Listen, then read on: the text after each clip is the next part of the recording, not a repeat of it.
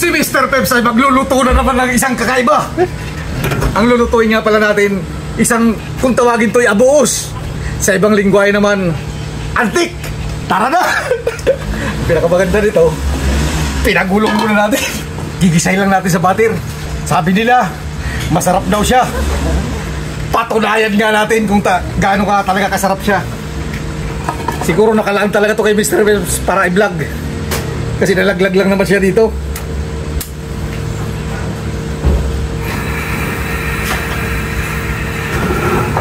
Kailangan di muna silang malis. Ito na nga siya. Siya'y sumasayaw ng sumasayaw pa. Gagawin na natin dito. Mabilisan lang to.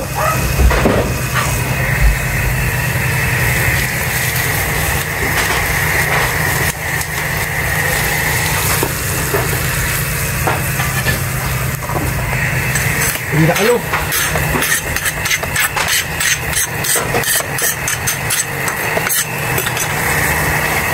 Ayaw nyo ha.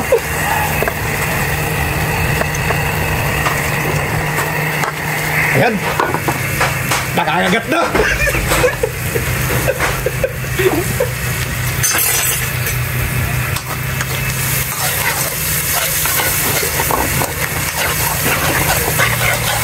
Ang gagawin lang natin ito, imimekos-mekos siya.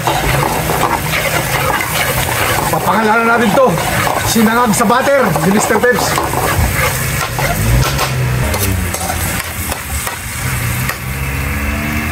Pwede na! Tikman na nga natin siya kung anong magiging masarap. Ang pinakamaganda nito, kukuha tayo ng kasabwat para mapatunayan talaga natin. Ito na, yung kasama niya buhay pa. Ito na yung luto na. Tikman na nga natin kung gaano nga kasarap to. Ito'y natural lang yung pagkaluto natin. Hindi natin ginamitan ng kung ano-anong sangkap. Butter lang.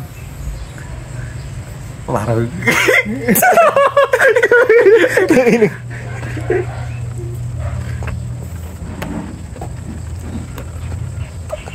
buraining na niya. Pagka namit ko di adi, malutong kunta na siya. Pero yung alasa, yung pati nagraraganit. Masiram man siya.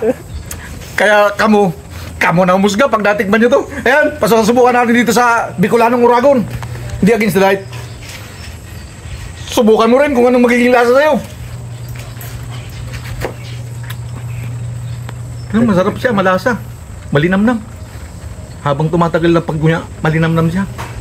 Ikaw, para sa'yo, ano naman masasabi mo? Masarap talaga. Gusto ko pang utron.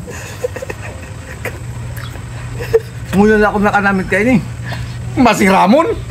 Subukan nyo rin para malasahan nyo rin siya. Shoutout sa ating lahat. At muli magandang umaga.